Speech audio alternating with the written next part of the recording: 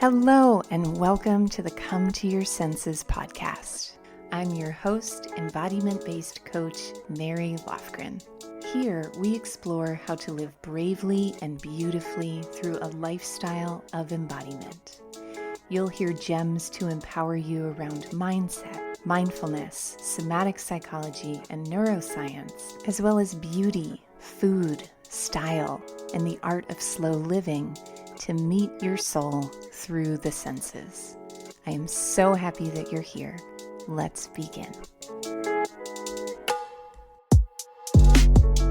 Hello, friends, and welcome back to the podcast. Welcome to the first chapter in a multi-chapter series on the topic of reimagining your relationship to pleasure. Pleasure is something I feel like I know a lot about as someone who has a company called the School of Sensual Living and who has been in one form or another studying pleasure through the embodied arts for the entirety of my career. I feel like I've got a lot to say on the topic, more than can fit into one episode. So this is the first chapter, and what we're going to talk about today is I'm going to share with you some key things that I've learned through my pleasure lineage. So in Adrienne Maree Brown's book, Pleasure Activism, she talks about discovering your pleasure lineage and who has paved the way for your relationship to pleasure. And when I look back at my own pleasure lineage, there have been 4 significant chapters in my own journey. And so in addition to being a bit of a how-to around reimagining your own relationship to pleasure, it'll be a bit of a story time. And before we dive in, I want to say that this is the basis of the work that we do in Embodied Intelligence, my coaching system that works to illuminate the mind, elevate the body, and create your life from the soul. And I wanted to announce it here because I'm going to be closing the doors. And this actually, this topic of embodied intelligence is a jewel in itself pertaining to today's topic. Because as you've heard me say many times on this podcast, the stories that we tell ourselves about ourselves are creating our whole life. And you might have some outdated stories that served you at one time around pleasure to get a certain result, and that you've discovered are no longer serving you, and there is perhaps a bigger, wider, more wild world out there when it comes to your pleasure. But what stands in the way of being able to embody that is our thoughts and our beliefs and our stories. The important thing to know, however, is that our thoughts, our beliefs, and our stories don't just live in the mind.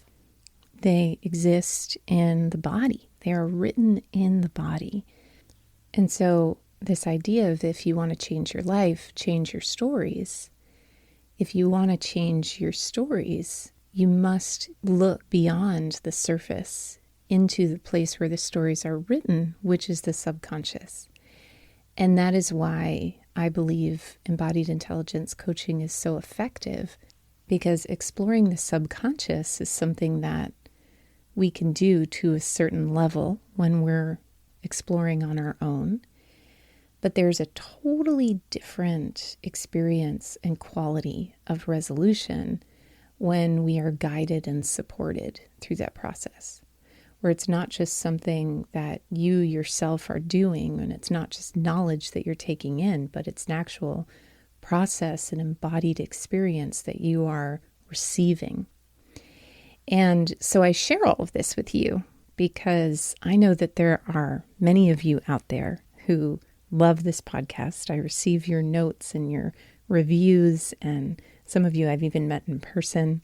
And what you hear here is really the tip of the iceberg of what is available when, once again, you're not just listening to or exploring on your own, but you're actually receiving a guided experience. And so schoolofsensualliving.com/coaching for those of you who are ready to begin tapping into your full system of intelligence.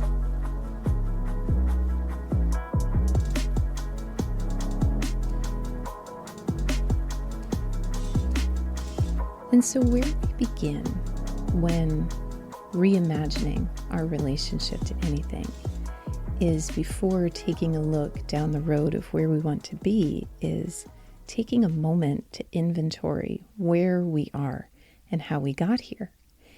And in the book, Pleasure Activism by Adrienne Maree Brown, she talks about looking at your own pleasure lineage.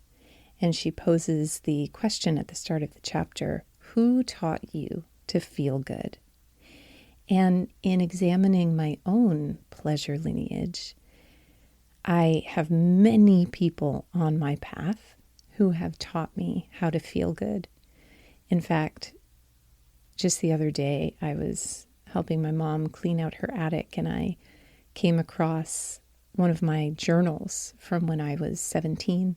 And after reading it, I thought, if there was any doubt that my future contained anything other than being an embodiment-based life coach, one would only need to look at this journal, because it's like, Becca and Roxanne went to college today, and I'm here at home living with my parents, and this is my moment to make something of myself. You know, since a very early age, I have had a deep appetite for meeting my pleasure-based potential.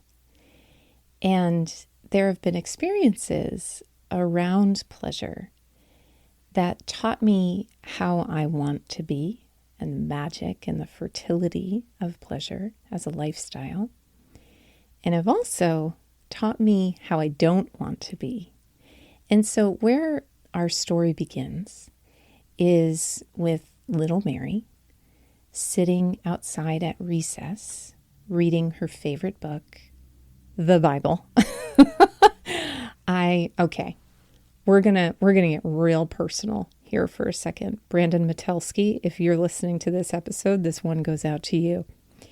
So when I was a little kid, I was so obsessed with religion and the saints and the stories and the Bible that I actually sent a secret admirer message to my crush that was copied, I can't even say it, out of the Song of Songs in the Bible, which is like a conversation between lovers. And I just thought it was the most beautiful thing I had ever read. And so in third grade, I copied my favorite passage onto a piece of silver-backed wrapping paper that I thought was really beautiful, and I tossed it in his desk.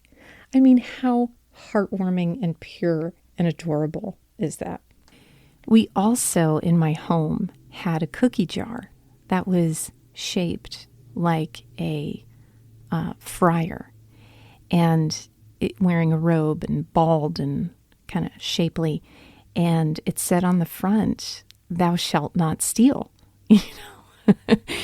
And so my relationship to pleasure is that, or was that, growing up, anything outside of that pure kind of pleasure of loving and being filled up by the Spirit, any pleasures of the body, like attraction or a crush or a cookie, was sinful and meant being separate. You know, the origin of the word sin simply means separate from God. And so what I learned from that is that later on in life, I developed an eating disorder, a binge eating disorder, and I also developed a relationship to romantic love that was quite addictive and was really rooted in just the addiction of validation. And I think that the word secret, when we talk about secret admirer, By the way, this was inspired by a movie called Secret Admirer that would come on Fox 23 once a year when I was a kid, and it starred Kelly Preston, and it was about a secret admirer carousing around a town and the scandal that it created. And I think the word secret is really significant here, because what I learned from that experience with religion and how it played out in the rest of my life is that when pleasure is inhibited, it will still find a way to be met, but it will do so in a way that is secretive. And there's an expression that I find very true, which is we're only as sick as our secrets. I also remember growing up seeing my dad, who, you're getting all the religious stories today. My dad lived in the seminary for almost 20 years of his youth and was on the verge of becoming a fully initiated Catholic priest before he left the seminary. And so my dad's relationship to discipline and to restraint was really in his DNA and is in mine. And yet on weekends, I remember we would get this chocolate ice cream pie from Friendly's, and we'd each have a slice, and it was very nice and lovely. And then we'd wake up in the morning and the whole thing would be gone because, you know, there's this scene in the movie Chocolat where the Count, who is kind of the Puritan in the village, seeking to censor and admonish Vian, who is the red shoe wearing pleasurista who has moved into town to open a chocolaterie. And there's this scene where it's the Lenten fast. And so one of the women who works for him brings him in a tray with a croissant and with jam. And he declines. And she says, "Are you not to eat something?" And he says, "The Lenten fast, madame." And she goes to leave it, and he says, "Leave it, whatever." And when she walks out, he spiders his finger over to the tray and takes the glass jar of jam and lifts the lid and goes and just deeply inhales the whole thing, and then nearly breaks the jar as he puts it down because he's so overcome with instinctual desire. And if you've seen the movie, you know that this is a big theme that emerges throughout the movie. And I think this is a great example of how pleasure is as organic as a dandelion growing through the cracks of a sidewalk. And it will get its needs met. Pleasure is a deeply encoded aspect of our species' survival system. If you think about hunter-gatherers, the way that they would know if a food was going to nourish them or kill them was based on how it smelled, how it tasted, its appearance. Did it have any gray, fuzzy mold on it?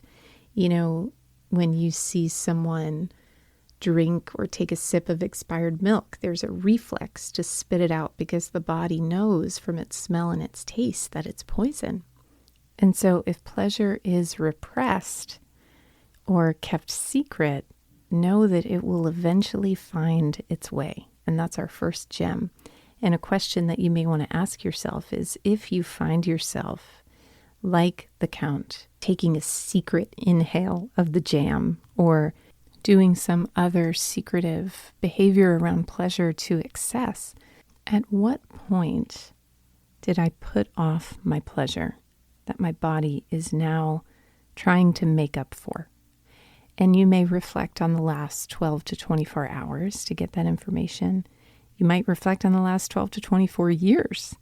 But if we take it out of right and wrong and know that this is just the body getting its need for rest and release and dopamine met, what are the thoughts, the beliefs, and the behaviors that have cut me off from being in right relationship to my need for pleasure today or throughout my lifetime, throughout my own pleasure lineage? The second jewel, stop number 2 on my own personal pleasure lineage, which is pleasure being a key to your energy. So my life took a dramatic change when I stepped through the doors of Mama Gina's School of Womanly Arts back in 2005. Mama Gina's School of Womanly Arts is a school that teaches women how to use pleasure, to the power of pleasure, to have their way with the world. And I had read her book. A health coach of mine had given me a copy of her book, and it collected dust on my shelf for probably a year or so. I had started to try to read it several times and kind of put it back on the shelf, rolling my eyes like, whatever, I don't get it. And then one day I was having a slow day at work at the spa in my little facial room, and I opened it up and I inhaled it. I experienced just, like my life changed after reading this perspective on pleasure and having gone through such a painful separation from pleasure and the way it was manifesting in my behaviors around food and around body image and around love. I felt the warm waters of something that felt like a homecoming. And I went to her intro night and I signed up for her course, and it began this long love affair with reimagining my relationship to pleasure in her courses. And I actually worked at the school for a couple of years. And I remember, there was so much that transformed for me in that experience. But one of the things that Mama Gina would often say is that pleasure is a discipline.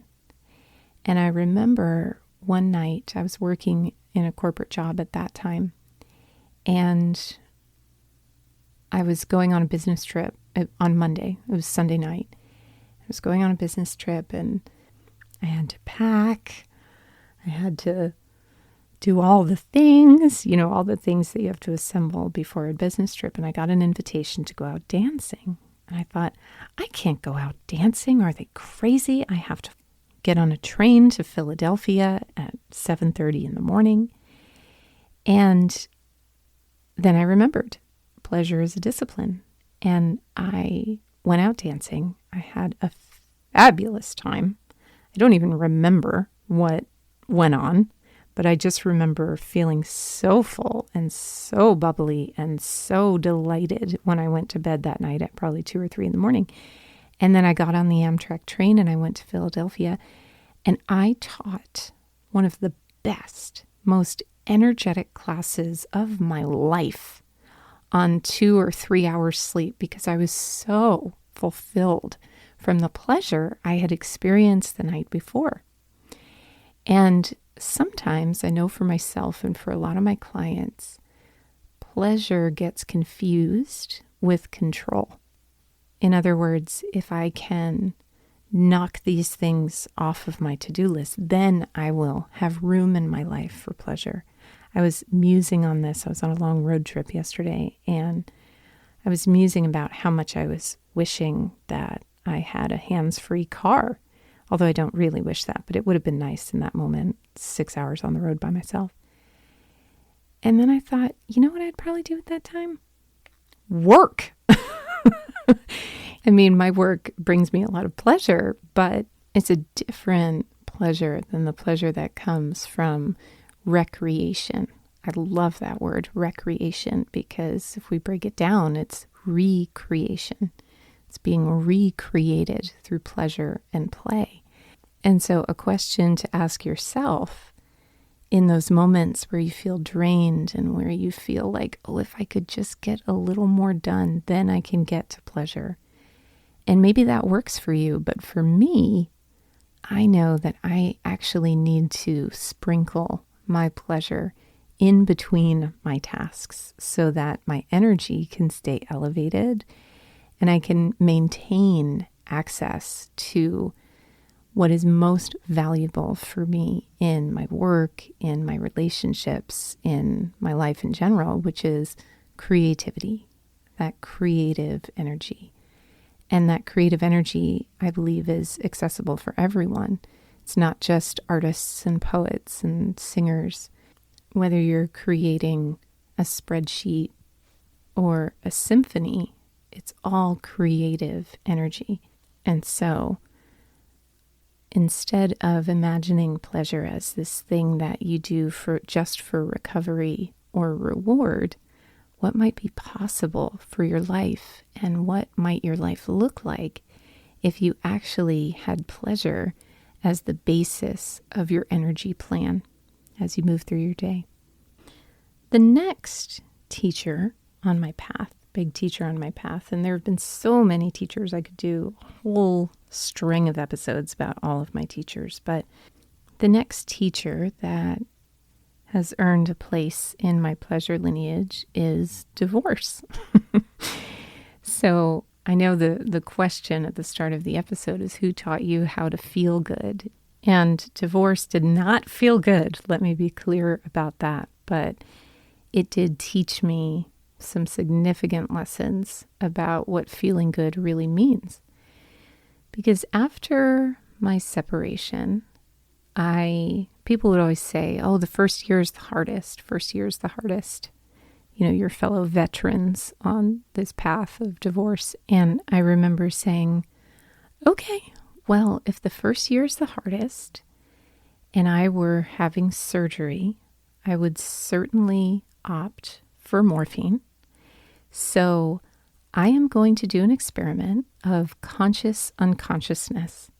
And I am just going to do whatever I need to do over this year in order to survive it and get to the end of the first year, because the first year is the hardest. So I drank a lot and I dated a lot, and pretty much anything you put in front of me, I just did it a lot. I was a maximalist with anything that came across my path. And at the end of the year, I remember looking back at my year and looking inside my own heart and saying, oh, okay, conscious unconsciousness, this is the result. Because the pain had not gone anywhere. And I really kind of felt like I was back at square one with the pain that had been unprocessed. And now I just had a drinking problem and all sorts of other problems that come from doing things in excess. But the pleasure of checking out, the opposite of pleasure isn't pain. The opposite of pleasure is numbness. Because going through that year numb meant that I deprived myself of the pleasure of actually sitting with my pain. And you might be asking, well, how could there be pleasure in that? And I ask you, have you ever seen the movie Beaches? You know, Beaches is this iconic film from the late 80s, early 90s with Bette Midler and Barbara Hershey that is an epic tearjerker. And we see these movies because crying has its own kind of pleasure. I think that, I know for myself, I'll say, when I start to associate pleasure solely with the flavor of embodying the girl from Ipanema, and pleasure being this passive experience of delight, which is lovely and essential, do not get me wrong. But when pleasure is limited to that definition, I actually deprive myself. It's like going through life without pepper. I deprive myself of the pleasure that comes from meeting my pain with an open heart and allowing it to be expressed through my eyes, through my tears. I deprive myself of the ache that comes from grief. And these might not be things that you would associate with pleasure, but that is another question I would pose to you, is if you were to expand your pleasure aperture, what are the things that bring you pleasure that you were told aren't pleasurable? And one of the simplest ways to drop into pleasure is to drop into the present. As the Buddhists might say, pain is inevitable, suffering is not. And where so much of our suffering comes from is fighting against what is. And so as you drop into the present moment, even just here now as you're listening, and look around your life, just noticing if there is more pleasure in being awake to this moment than there is in being asleep to it. And that leads me to the final chapter that is included in today's episode about my pleasure lineage, which will be continually unfolding throughout my life. And that is sobriety. So after my divorce and a couple of, let's be honest, a couple of years, not just 1 year, but a couple of years of researching conscious unconsciousness, I grew tired of that, and I decided to embark on a life of sobriety, not just with substances, but in my relationships and in my relationship with my money.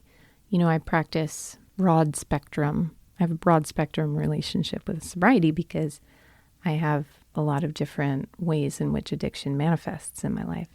And similar to divorce, the first year of embarking on living, like we just talked about, in a way that is more awake than it is asleep, which is how I experience sobriety. When you wake up and the light is so bright, you're like a bat, like when, and the same is true for our spiritual awakenings, I think. The light coming in is painful. And I remember about a year into my sobriety journey, sitting on a picnic blanket with some friends at a yoga teacher training, and we were doing secret desires. I said, guys, let's share some secret desires. Like, what would you create if there was no limits on what you could create? And I looked down at my body and I said, what is this strange sensation? And then I said, oh, it's fun. I'm having fun. Like, I hadn't had fun in a year, at least not the kind of fun that I had been accustomed to having. It was a different flavor of fun and of pleasure that was coming from within me. In Elizabeth Gilbert's book, there's this line, God dwells in you as you. And I was having a similar experience on that picnic blanket where my fun and my pleasure wasn't coming from something outside of me or something I was putting in my body or some kind of mask I was putting on to get validation. It was coming from sharing a simple, fun, playful idea of sharing secret desires and sharing mine and hearing others. And recently I was staying in Phoenix, Arizona at, a community center that came into my life was called Grounded 32. And every other Friday they would have a storytelling competition. And competition, I don't want to downgrade it. I won it twice, so let me not self-deprecate here, but it's a small gathering and it's a very safe place. And I'm so grateful for my time there. But I remember just kind of marveling at how much pleasure and enjoyment there is in just sitting in a room, listening to someone's vocal cords and their mouth express a story. I love a good luxury latte and 5-course tasting menu and all the rest. But at the end of the day, true pleasure, this jewel I find, is that true pleasure is something that cannot be given and something that cannot be taken away. It dwells in you as you, in the simplest of expressions. And so, my sweethearts, that rounds out today's episode. This was such a delight to record. Thank you to my best friend of 20 years, Jonathan Mendelson, whose recording studio I'm sitting in right now in Los Angeles. Seattle is up next. I am enjoying the ups and downs, the pleasures of being on a listening tour where I am exploring where in the world feels like home to my body and my soul. I will probably end up exactly where I started, but that's just how life goes sometimes.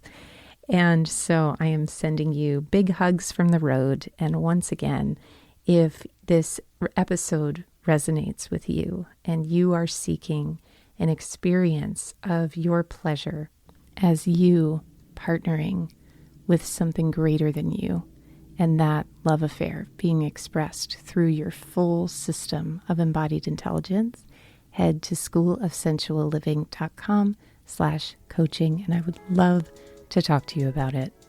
Stay tuned next week for the next chapter in this pleasure series, and thank you so much for listening. Ciao.